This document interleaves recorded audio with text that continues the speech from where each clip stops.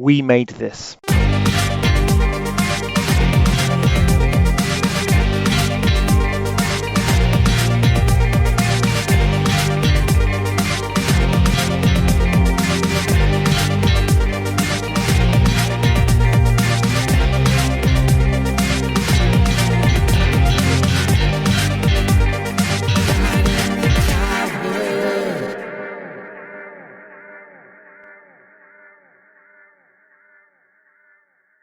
Don't you open that trap door. You're a fool if you dare. I thought I'd go all kind of like Fraser intro. I know, for yeah, once. you did that. Yeah. I have a brilliant idea. 'Cause there's something down there. I think we should go down a trapdoor of childhood. Well, yeah, hello, welcome to Swear. Right in the Childhood. He's Fraser and I'm Mark. Say hello, Fraser. Hello, Fraser. Oh dear. This is our podcast about kids' TV, but with a twist. Did you see that? A reference to an old show we talked about, Round the Twist. Round the bend. Oh, round the twist. You get those the other confused. rounder. Yeah. Anyway, yeah, so we're both kind of sort of nearly, but not really, millennial. I'm the Generation X end by a couple of years. He's the Generation Z end by a couple of years. So it means we're both sort of millennial, but there's quite an age difference. And we had completely different childhood telly experiences. Of course. And we span across like 3 different generations of telly, really, which is... It makes for interesting shows that we watch, because they do vary in a variety of ways. Some in quality, some in style, some in ick.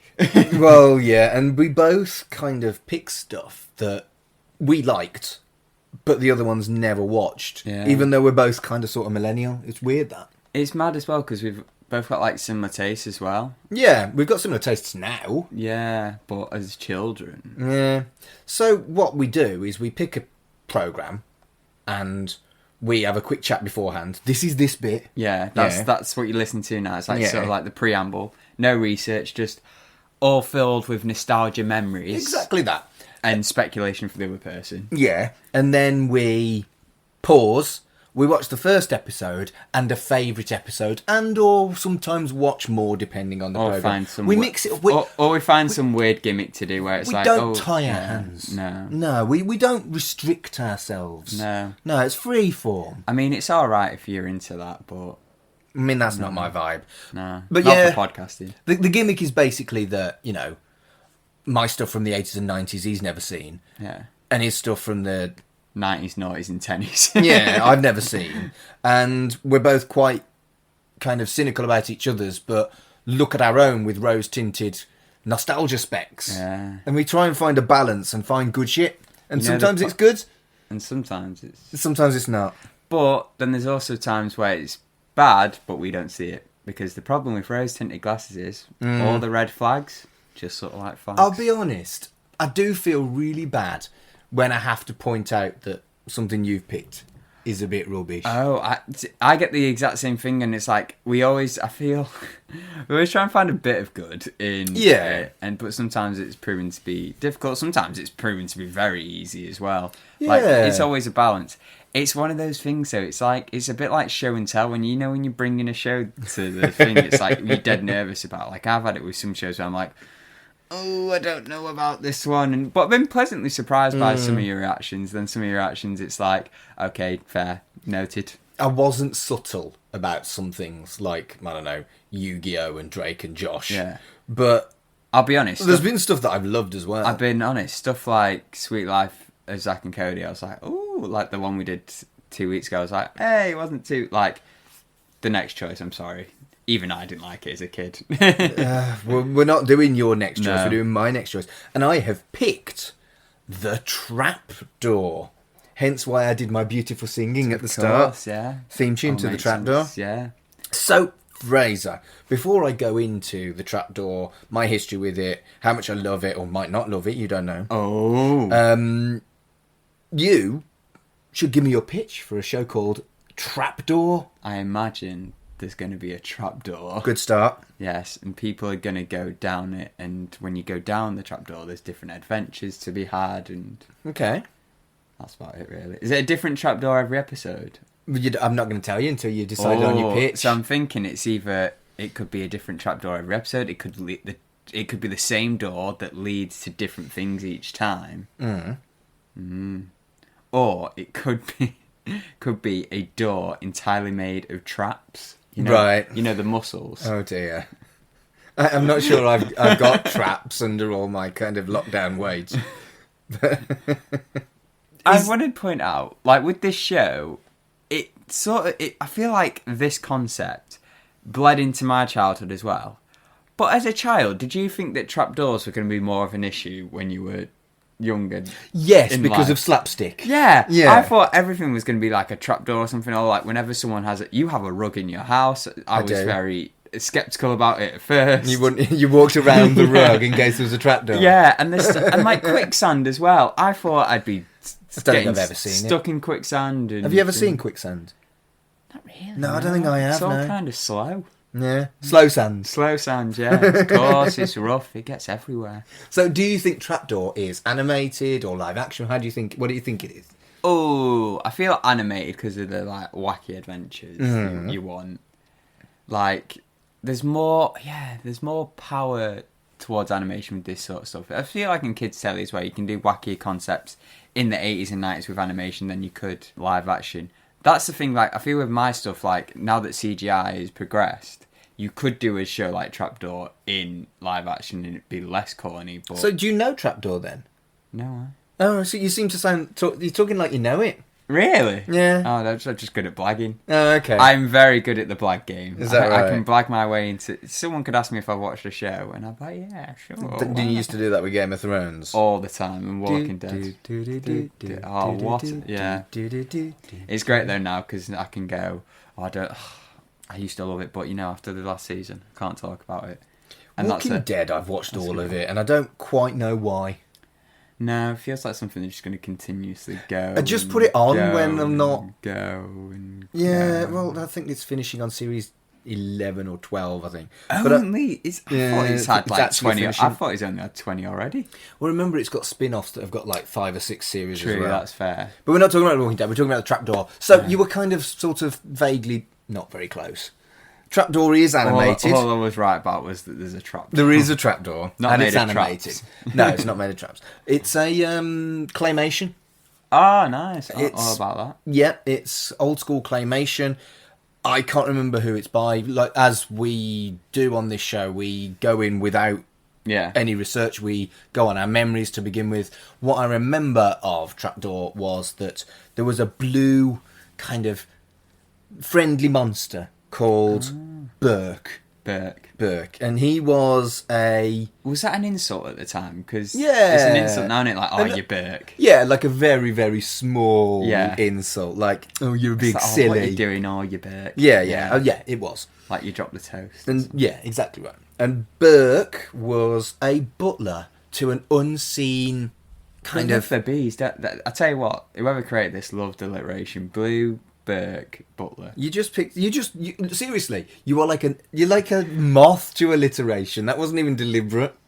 But so this butler Burke, this blue butler Burke, his boss. His boss is kind of like his boss. Yes, is this unseen the blue butler. Fuck's sake, Fraser. The blue butler Burke's boss. You just like alliteration. Good. I'm glad for you. Yeah. It's brilliant. Lol. His butler. No, his boss. Bollocks. Yes, I deliberately said bollocks. Bravo. Welcome to Sesame Street. Today's word is B. Letter is B. But please, do go on. Bugger off. So yeah, his boss is unseen, and he's kind of up. It's a castle. They live in a castle, and he's upstairs. And I don't know the name of it, but it's like a mini lift that you put food in hotels. A dumbwaiter. A dumbwaiter. That's it. Yeah. Yeah. So you only access his boss via the dumbwaiter. So he sends stuff up to his boss via the dumbwaiter, and he's got 2 friends: a spider called Drut, and a skull called Boney. I remember Boney was really funny. Boney was my favourite, and I think at various points he lost his jaw and got upset and stuff like that. Yeah. But in the middle of this castle, there is a trapdoor. And his just boss, and his boss tells Burke not to open that trapdoor. Does he sing it to him like in the No, he doesn't. No, he's like, Burke! He's a very grumpy monster. Oh, no. And obviously every single episode, Burke opens the trapdoor and craziness happens. I don't think they went down the trapdoor. It's mostly things coming up from the trapdoor. Oh, okay. So like monsters come out of the trapdoor or weird shit comes out of the trapdoor. That's a little bait and switch, because I feel like the whole thing of a trapdoor is like people falling in it, you know, like, pull the lever, Kronk. Yeah. Wrong lever. You do like your Disney, don't you, dear? Ma. To be fair, everybody should love Eartha Kitt. She's the best. Yeah. Anyway, we're not talking about Eartha Kitt. Although I could quite happily talk about Eartha Kitt. Is that a new podcast? No, we're not doing the Eartha Kitt podcast.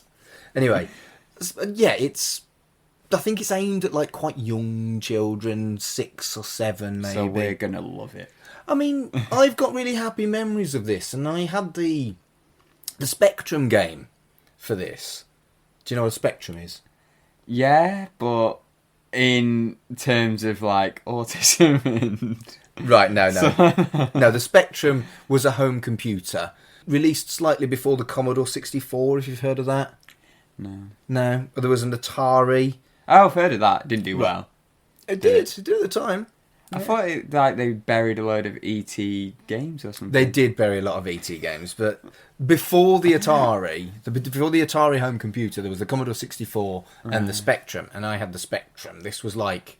Is Nintendo 64 one as well, wasn't there? Was that a thing? Nintendo 64 was the third Nintendo console I got. Wow. I got the Nintendo Entertainment System, the Super Nintendo Entertainment System, and then the N64. So before I got the Nintendo, before I got the NES, I had a Spectrum home computer. Mad. This is like 87, 88. For Spectrums, you got your games on a tape. Oh my goodness. And you put the tape in, and you played the tape, and it recorded onto the computer the games from the tape.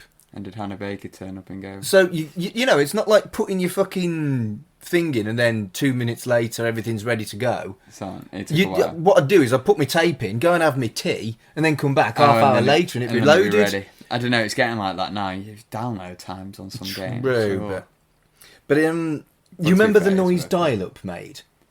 Oh, yeah. Only from Captain Marvel and stuff like that. Wow. Well, that noise was the same noise that it made when it was loading on the Spectrum. Wow. Yeah.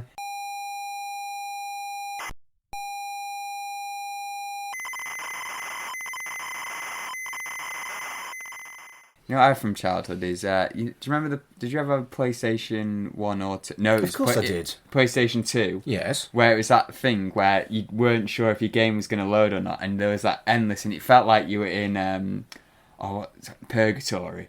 You're in like PlayStation purgatory. It's like, is my game going to load? Well, I'm going to have to rub it. And it's like, it felt like forever. And then you saw the PlayStation logo and you cheer. That is not forever if you've ever had to deal with the Sinclair Spectrum. Oh, really? Okay. But no, I remember the Spectrum game. You basically had to do tasks for the boss and send it up in the dumbwaiter. And it was quite similar. It just lent itself to it. Yeah.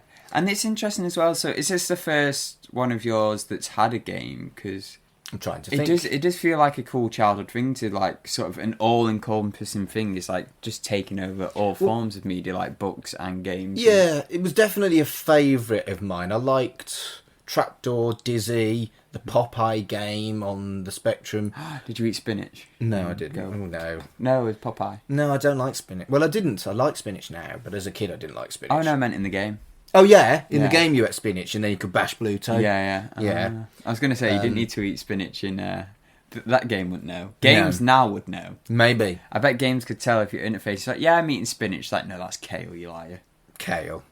Lying to yourself. Yeah. It was green and I ate it. I want to be Popeye in VR. It's one of my most vivid memories of the Spectrum. So we're talking like 30, 32 years ago. I played that game to death and never completed it, if my memory serves. There was one task I just couldn't do. And I vaguely remember that you could pick up worms and put them in a can because his boss wanted worms for dinner. That's fair. And As something you do. like that. Monsters, you know. But yeah, it worms was... That was definitely cool. Oh, you could pick up Brony and he got grumpy if you picked up Boney in the game. Could you put yourself in the game? No, you had to play as Burke. That doesn't make sense then, because people have said I'm on the spectrum. For goodness sake. But You're not on the spectrum, are you? I don't know. I feel like that's the whole thing with the spectrum. It's like I suppose everyone's on the everyone is, spectrum. yeah. Just don't know where you're in. See, when I was a kid, everyone either had a Spectrum or had a Commodore 64. It was a bit like Nintendo and Sega, but earlier. You know, like... A bit like Xbox and PlayStation, but earlier than that. Did they do that, Xbox and PlayStation? Do Xbox players hate PlayStation players then? There's a bit of, yeah. I Which is didn't why, like, recently it's been harder for Xbox players because PlayStation's been killing it and, like, having all these exclusives. Like, having Spider-Man go to... I've never had an Xbox. It's a bit, I've had all the PlayStations and all the Nintendos. Never had a Sega. But Xbox are making their return. They've bought a load of, like, smaller game companies and they're making more exclusive stuff, so... They do need to title their consoles a bit better. Modern games, mate. I'm all about Spider-Man. the retro. Spider-Man. I'm all about Spider-Man. You're always all about Spider-Man. Oh, and Star Wars as well. Like Jedi Fallen Order was pretty good. But they're going back to Trapdoor. Mm-hmm. Really short episodes. If we only watch 2, we'll only watch about... I think they were about 10 minutes, maybe. Oh, I'm all about that. So what we might do is we might watch like 3 or 4, pick some favourites, watch the first one, maybe watch the second one, watch some of Series 2. Yeah, sounds good. Pick different doors. Yeah. Oh, they're missing a trick. A streaming service should have it. You know, like how the streaming services always have squares for the episodes? Yeah. They should have it as the door each time. And you the click on trapdoor. it and it opens that. That would be cool. Talking about streaming services, it is on Amazon, but it costs per episode, so I just bought the DVD. Yeah, I bought the DVD for $5. Complete series for $5. That's alright then. Yeah, it's not bad, is it? Can share that. Yeah. Yay. Amazon's so confusing as a streaming service. Well, that's the thing, I bought it from Amazon. Much cheaper on DVD than if... Playing themselves, aren't they, really? Weird. Ah, well. My carbon footprint is bollocks because it's their fault. Their fault, yeah. Bastards. Fuck Amazon. They probably brought a drone as well for your DVD. Or it was more likely a person. It was a person. Was it? Were they nice? I think they posted it, so...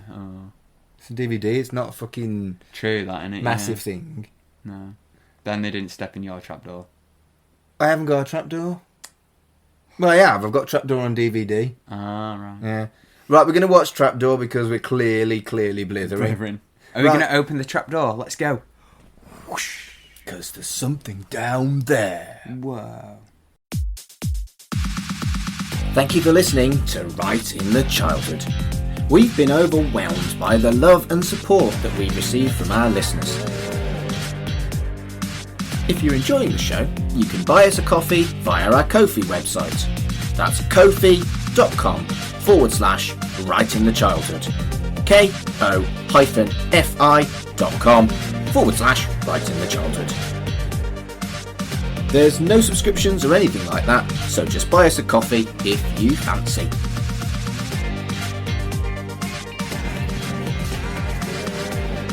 We do this for the love, but it's always good to get bought a drink. P.S. Neither of us actually enjoy coffee. We'll probably spend it on vegan takeaway. Thank you.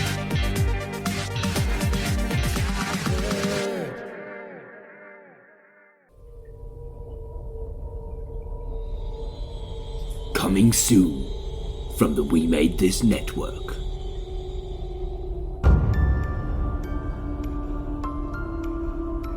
A podcast covering the entire Child's Play franchise, films, the new TV series, and more.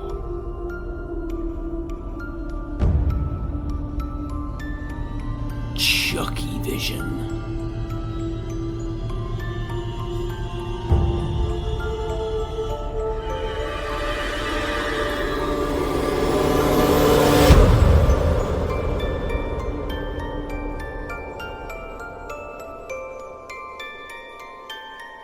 Wanna play? Mark back, I'm worried. I'm not sure if I shut the door behind us. Shit. Oh no. Oh no. Shenanigans will happen if you've not closed the trap door. Plenty. Should I go and check? There's something down there. I'll go and check. You share your thoughts, and I'm gonna just go check on the door. Damn it. Yeah, we watched some Trapdoor. We watched Series 1, Episode 1, Breakfast Time. Series 1, Episode 6, Creepy Crawlies. Series 1, Episode 25, Bye Bye Burke. Series 2, Episode 1, Scunge. And Series 2, Episode 15, The Big Red Thing. And put everyone's mind at ease. The door is now shut. Good. What did you think? We left it slightly ajar, so a bit risky. It's interesting because we watched it on Die Vai Die DVD, yes. And when we watched episodes, it didn't play the theme tune. Which I lost my temper about. You did have a bit of a strop, and we ended up watching the theme tune 2 or 3 times. Yeah. But there was a separate thing for that. And I think I would have had a different viewpoint if I hadn't seen. I preferred the theme tune to the actual show. Right. It is a very catchy theme tune. Yeah, it was very catchy, and it led me to believe it was a theme tune for a better show, if that makes sense. Harsh. I enjoyed my time with the show and enjoyed the episodes, but then when I watched the theme tune, I thought, not that the show we watched was bad, I just feel the theme tune promised a better one. Would you like some theme tune trivia? I would love some theme tune trivia. It was written by a chap called Bob Heatley, who wrote Merry Christmas, everyone. Oh, what a guy. And also, da-na-na-na-na-na-na-na-na, he's my Japanese boy. Oh, who's your Japanese boy? This guy who wrote it? No, he wrote a song called Japanese Boy. The 2 big songs of the 80s. I thought he just broke into song. I'll be honest, I know the Christmas Everyone. I don't know the... Do you not know Japanese Boy? No. It's a good song. Did he sing it about a Japanese boy then? And then, was this like a early LGBT... No, it was a girl singing. He just wrote it. He wrote it. Oh, that makes sense. Oh, I guess... Yeah. But yeah, so there's a reason why it's catchy. It's written by a bloke who can write catchy songs. Yeah. But no, I think this is the first DVD I've seen that's done that, where if you play all, it just cuts the theme completely and just goes from episode to episode. Yeah. I think it makes sense. I didn't like it. I think it makes sense with the show because it was so short. Like it was like 4 minutes. 4 minutes that, and the theme song is a whole minute, so it would have been like maybe it's for like. This is perfect for binges. Yeah, this sort of format of like, I can't believe there's people out there who actually skip intros. It hurts my heart. I don't like it, which is why this hurt me. There are people out there that do, but for those people, this DVD's for them because it skips the intro, which is a shame. And I feel that's why maybe I'm like. I don't think I'm being harsh on the episodes. I just really like the theme tune, and maybe if the theme tune was with each episode, there'd be a bit more of a fun vibe with it. You say that, but we'd had enough of the King Rollo theme after watching 13 episodes of that. That was 13 episodes, and it wasn't as good as this one. No, the that's King true. Rollo one was a gateway to insomnia. Not insomnia, insanity. Yeah. And insomnia, actually, though, keep you up at night. Would you like some trivia about the guy who narrates it?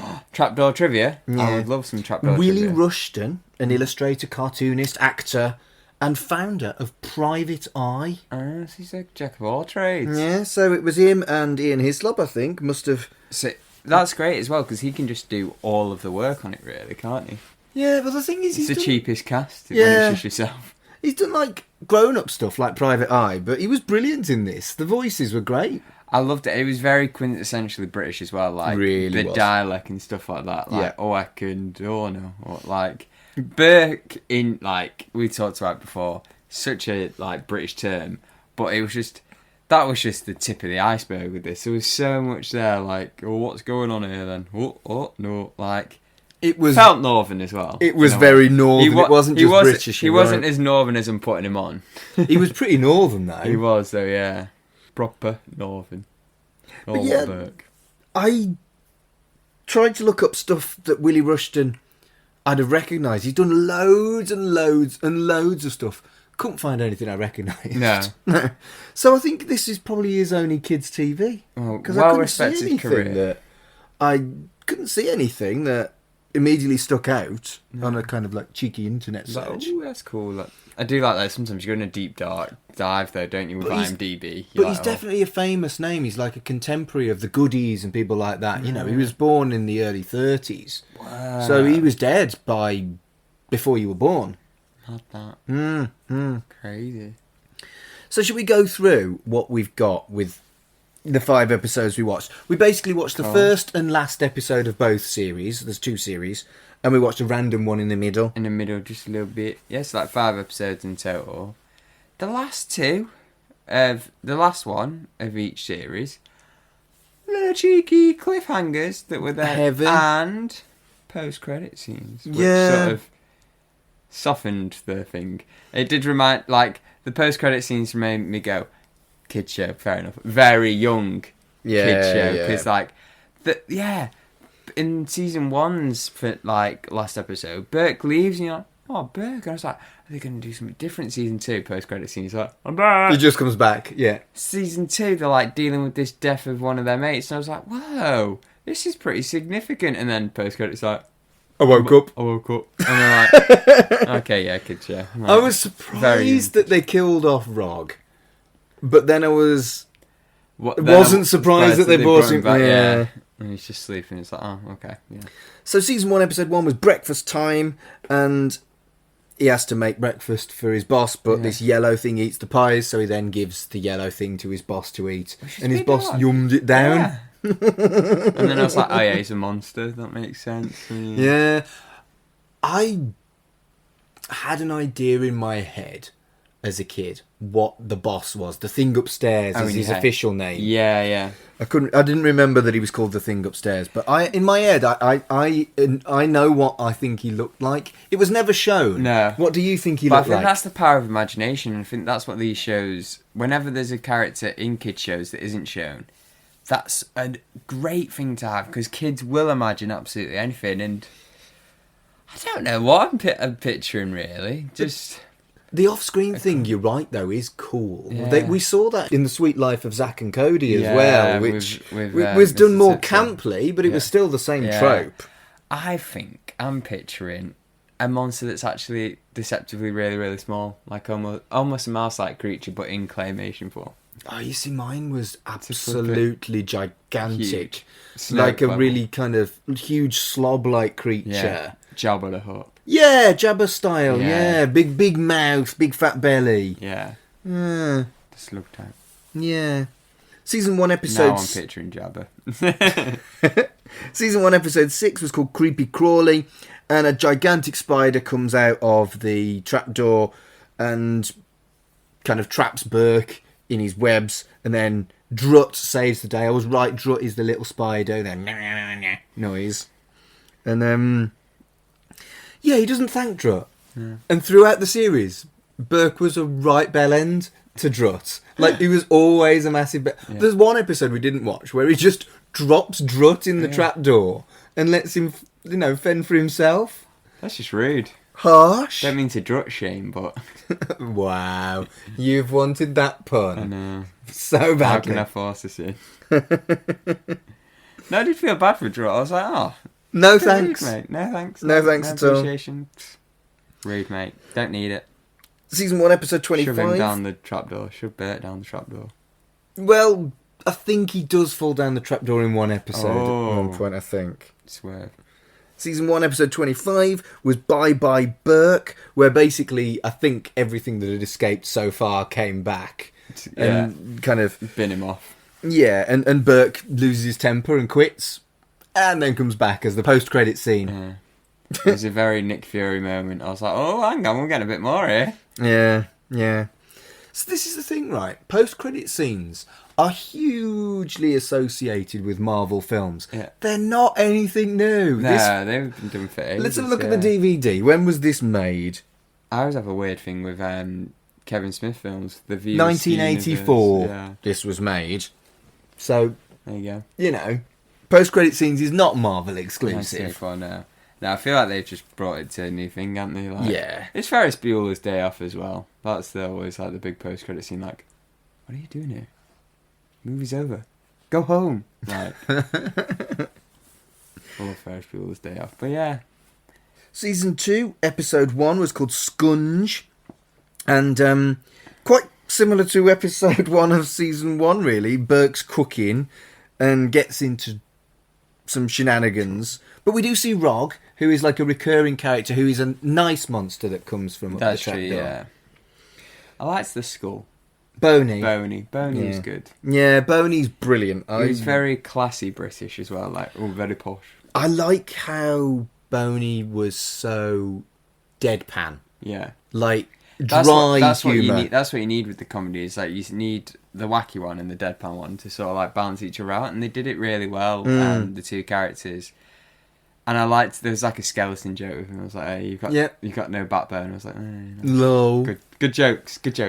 When you've got like a childlike character like Burke is, you need a stick in the mud grown up as a kind of foil, and Boney was brilliant for that. Good, yeah, and it was a creative way of doing it as well because it could have just been a similar character that looked like him, like a humanoid thing, but it was like, oh no, let's go for a skull. We're in a castle. There's bound to be skulls there, and Skull that's got his own little cubby hole that he lives in. Yeah, very cute. He had like a little old-timey hat as well. He did, like a wee Willy Winky hat. Yeah, I always thought they would be inconvenient when you're sleeping, because imagine it just wax everywhere. Or... Of all the things that I would put on to go to bed, a hat is not one of them. I guess, like, imagine if a it's mask. A mask, yeah, because you get annoyed senses, but adding a hat on it just feels like... Never been for me, I don't... I could see you with one on, though. I don't know why. With your Italian designer dressing down. Mate, I sleep in the nude. Yeah. With just a hat on. No, I don't have a hat. I just go to bed in... Just a hat and... I find it weird that people wear clothes to sleep. You've got the quilt, so what do you... I don't get it. Depends if you got some comfy stuff on. Like a nice hoodie. Ooh. It's like you're being cold. No, I've always like... Oh, I'm not one to talk. I'd change in different phases and stuff like that, really. To sleep in the nude? I've never slept in the nude. I've slept in like boxes before. And really? I did have a big thing with like body dysmorphia though for a while. Like, yeah, but no one's going to see it when you're in bed. I know, yeah, but even still. I hate that happened to you. Yeah. Warm, comfy hoodie though. Like it's snuggling. It's like you're getting double snuggles. Your body dysmorphia is weird because you look great. Yeah. Imagine it in claymation. Burke wouldn't look good with a six-pack. You could draw him on though. Burke could draw the lines on. There you go. No body dysmorphia for Burke. No. Another B for the alliteration. Maybe that's another thing. Burke was, he wasn't a slim boy. He kind of lumbered around a bit. He was clearly a bit tubby, and he was a very positive character. That's cool. I never thought of it like that. Yeah. Never thought of it like that. I mean, Boney was a bit thin. Yeah, I know. I think he could do with bulking up a bit.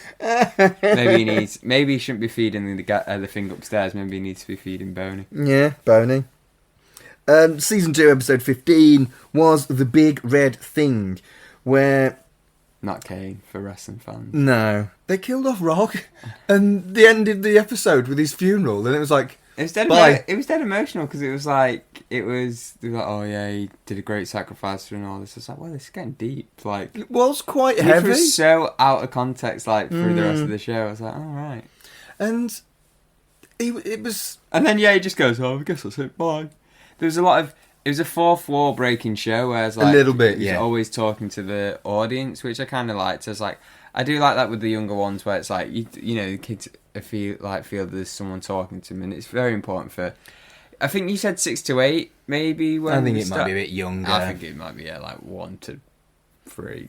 Maybe. Like my memory's so hazy, because frankly, I'm so much older than you. Yeah. But, I think... I remember loving the show, but I don't remember the fourth wall stuff. I didn't remember that he talked to the viewer like he did. And he did it in most episodes. I think the focus of this show is not what's being said, but what's being seen. So the focus was on like the claymation and like the stuff like, the visuals that kids can sort of go to and be like, oh, I like that, or I could make that with Play-Doh. Yes. Whereas like, it's not about the jokes, because there was little jokes, but they felt more focused towards adults, or like Not adults, but just more like there was, wordplay jokes or dad jokes in a way. Like, there was a thing with the mirror, and it's like they made a reflection joke, and I was like, little kids aren't going to laugh at that, but little kids are going to like to see all these creatures being thrown around and stuff like that, and it's like all this clay. I'd describe it as gloopy. Gloopy, yeah. It was very kind of like gungy. Yeah. The food that he made was icky. This would go brilliant with Nickelodeon and their slime. They love their green slimes, don't they? Well, this was repeated on Nick Jr. See, that makes sense as well, because Nick Jr. is the younger ones. Right. It's like Nick Jr. is like your 1, 2, 3-year-olds and stuff like that. So I said it was claymation, and it was about 95% claymation, but just occasionally there was some animation, and there were some really pretty backgrounds that were drawn that they kind of walked the characters through. It's definitely a skill set, in it. Just animation in general, like we're in the show. It's great because we get to see all different aspects, but like the art behind animation, like whether you're drawing, whether you're claymating, like you are bringing. And art in itself is in, like, making stuff out of clay is art. Drawing is art. But then you're adding another element of art by filming it and manipulating it.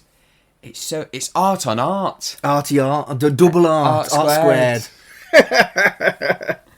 And I think this programme was lots of fun. I think that they clearly experimented with mixing the two things together, like claymation and then animation together, but I also think it was quite horror inspired. The setting was very kind of like the castle, yeah. very kind of when you said horror, I was like, but yeah, the setting, like the castles have always sort of been creepy. Yeah, like Edgar Allan Poe kind of horror, like old-fashioned horror in a way. Yeah, but that's not to put in it. Like I was okay with it. I didn't purposely like. We were both quite kind of put out that they killed off Rog, and then they didn't kill off Rog. Yeah. But at the time, we were like, "There's got to be a post-credit." Yeah, and there was. Mind you, I feel parents would have been like that. Like, oh my goodness! Up till now, they've been really nice episodes. I can't have this, and then post-credits. See, everyone's fine. Okay, let's go to school now. Yeah, well, you say that. You remember I was talking about Watch with Mother, and then Seesaw, which was kind of like my generation's equivalent of Seesaw. Well, this one was really weird. It was on ITV, so it didn't have like an equivalent really of Watch with Mother. Right. But what it did have was CITV, and this was originally on CITV, but then... They love a bit of CITV. Yeah. And they love their claymation as well. Yeah. But the reruns were on Motormouth and Ghost Train. Never heard of that. Well, they were... You remember, like, Going Live? No. You don't remember Going Live? No. Do you remember Live and Kicking? No. Right, okay, so BBC had, like, these flagship shows. In the 70s and early 80s, it was Tiswas, Swap Shop, stuff like that. That moved on to Going Live, Live and Kicking and things like that. And ITV kept throwing shit at a wall with various ideas to kind of counter that and have like a similar show on at the same time on ITV. So is it one of them where it's like there's a presenter who introduces the new shows? Yes. Right, yeah. Like Ant and Dec did when they were like thingy with their stuff. Like, maybe. And Dick and Dom. Yeah, I guess. Yeah. But yeah, Motormouth and Ghost Train were ITV's kind of like competitors to Going Live and stuff like that. Yeah. And the repeats were during that. And in my head, that's for like 8 to 12-year-olds, and they're playing Trapdoor. That seems a bit weird. Yeah, I feel like off-brand and stuff. There were some there, weren't there, where it's like, I guess if it's like, we've got 2 minutes to fill here, let's put this in, rather than like a full thing. Some of those shows are very confusing because like they're not always clear like what age they're going for, like especially with their presenters. Like Milkshake's a recent one with Channel 5. There are some times where I'm like, okay, the presenters are making jokes for like older kids now, but now they're making jokes that like not even a 4-year-old would find funny. I guess they've got to appeal to as many as possible. Yeah, they're just trying to get as many as which is fair enough, to be fair. But then also, there's some presenters I watch and I go, that's just not fun. Like, because that's the job I want as well. I'm like, I could be doing that I think that ship sailed for me, but I did quite like the idea of being a kids' TV presenter when I was younger. Oh, it's brilliant. Like, provided you get to watch the shows as well, of course. I imagine they don't just sit there awkwardly and go.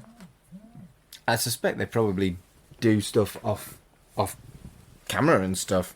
Or they do that weird thing where they go, and now Teen Titans Go. And we're back. Like, yeah, they might film it like that. Anyway.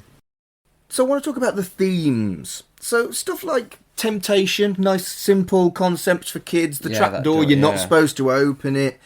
And also... To be fair to him, he never really opened it. It always sort of opened itself. Yeah, I think the pure look of it was that we found the episodes where it opened itself. Yeah. But he did open it quite a lot. Oh, right, then that's fair enough.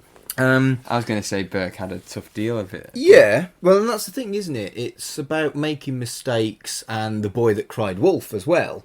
If he's opened the trapdoor once and then someone else opens it or something else opens it, he'll get the blame for it. So these are all really classic kids' themes, aren't they? That they've melded together.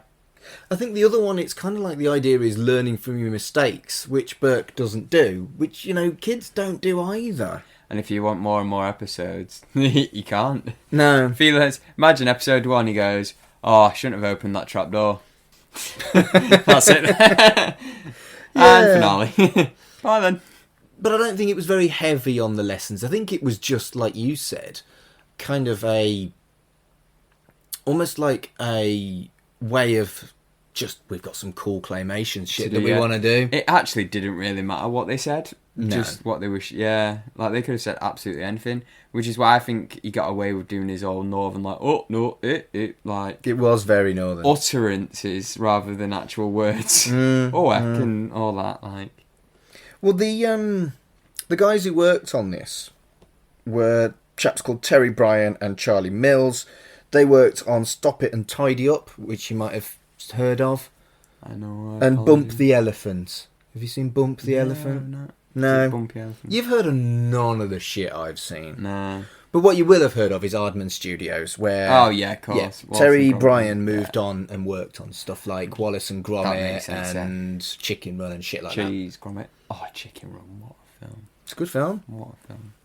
But again, I think this is one of those ones where, probably similar to King Rollo, which, I haven't learnt my lesson. I made a mistake and I didn't learn from it. Fuck. You're such a bit. It's a metaphor, Fraser. No, I just wanted to watch Trapdoor and I wanted an excuse. Of course. So, yeah, I don't this have that whole podcast is an excuse to watch absolutely anything. But I really think for like the really younger stuff, there isn't that much to say about it. No, I'll be interested to find stuff like from my childhood aimed at really young to see if anything changed or whether it's still the same. Imagine it's probably not. I think I will at some point, when I'm pottering around, got some ironing to do, or I don't know, I've got some envelope stuffing or whatever, I think I'll probably chuck this on and just watch the lot. They're 4-minute episodes. I know there's 40, but that's still not a huge amount of time. It's one of them, like, we've like away from the podcast, we watched like the Pixar shorts, and which were lovely. They were cute and short.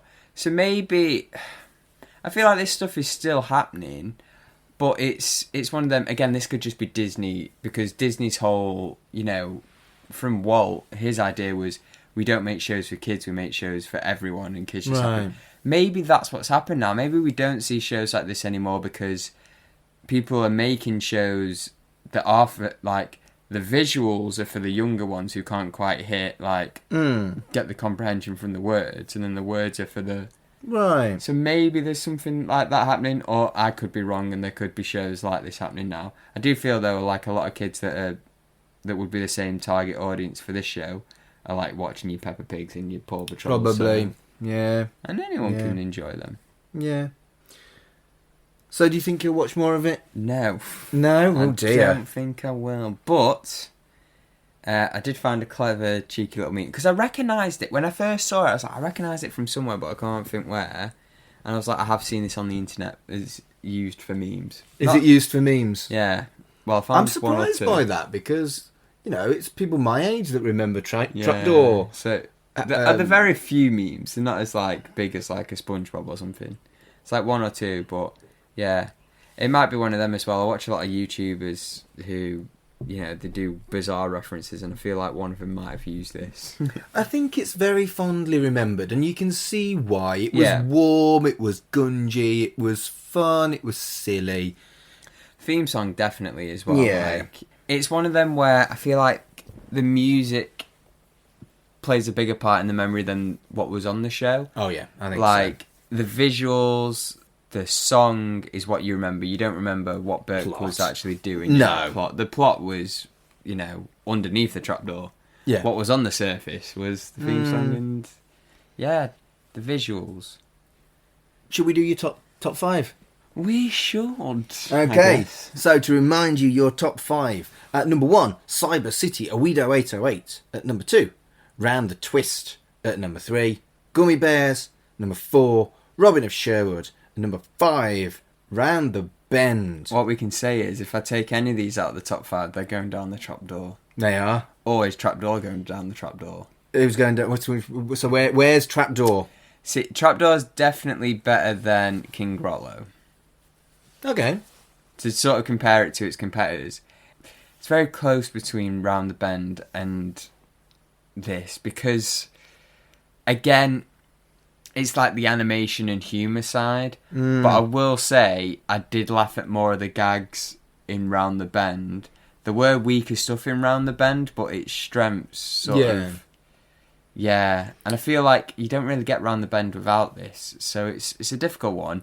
But I do think Trapdoor is going in the trapdoor. Oh dear, yeah, it was close. Not quite making it now. It was close. Fair enough. But yeah, Round the Bend, it just about made it this time. It keeps holding on, doesn't it? Round the Bend. Sewers, yeah, it's because the good stuff of it was great, but the not so good stuff of it was. Ooh. And I've made some deliberately obscure choices recently as well. I haven't put like a strong player on. Oh mate, as soon as you put a strong player on, the game's going to change it. Or two, like Robin of Sherwood sticking by. I did not expect that to be my top 5 for as long as it has been. But I think it's just a sign of how obscure you've been going. Yeah, I should probably think about what Thinking I'm literally doing as soon as you put something on Disney. Yeah, interesting. Put a Disney show on, it'll be...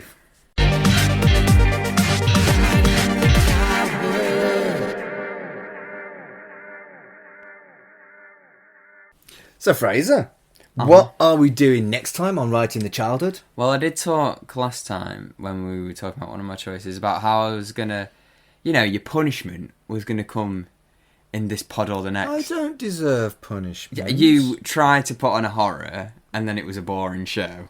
It was slow paced. So this is your punishment.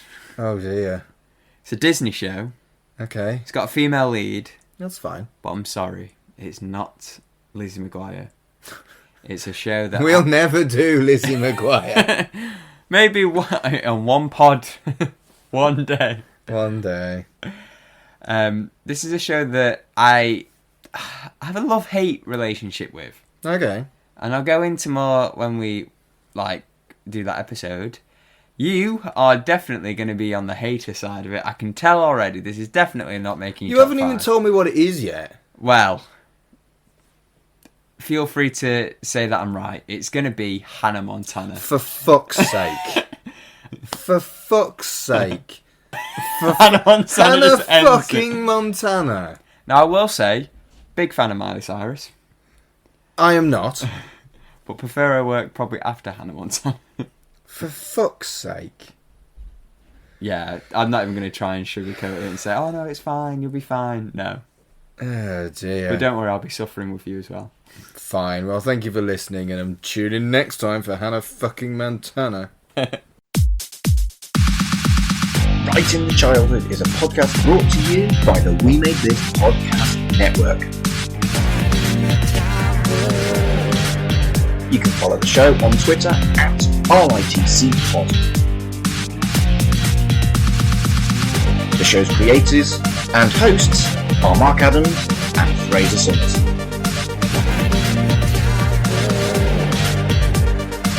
Follow us on Twitter at MarkAdamsHC and at SpiderPanTweets.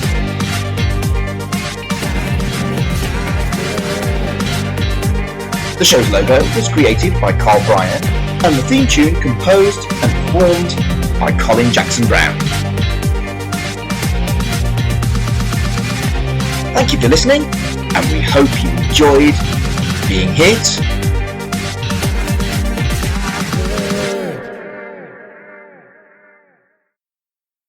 Hello everyone, this is Tony, Network Chief of We Made This.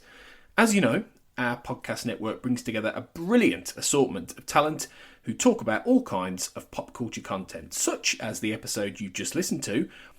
We're not going anywhere, but we'd love to keep the lights on for even longer if you're able to support our network on Patreon. For just £2 a month, you get your name in lights and the satisfaction of knowing you're helping us produce more great audio.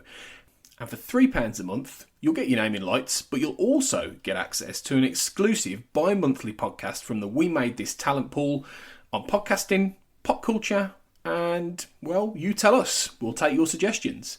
For less than the price of a coffee per month, you can help keep We Made This going. Just head to patreon.com/We Made This. That's patreon.com/We Made This. And get the ball rolling. Elsewhere on We Made This. Shipwrecked and Comatose, a Red Dwarf podcast. We are doing something even crazier than usual. We are doing 7 episodes in 7 days. Which lunatics are joining me in this journey? First up, hello Carl. Hello, how are you doing there everyone? And also, hello Colin. Alright. So what we've decided we're going to do is, rather than do one episode covering the Smegazines, we're going to do the first 7 issues, one by one, episode by episode, day by day, for an entire week. It will either be brilliant or I like how we're phrasing it as, we've gone crazy. Do you know what we're going to do? We're going to do some reading.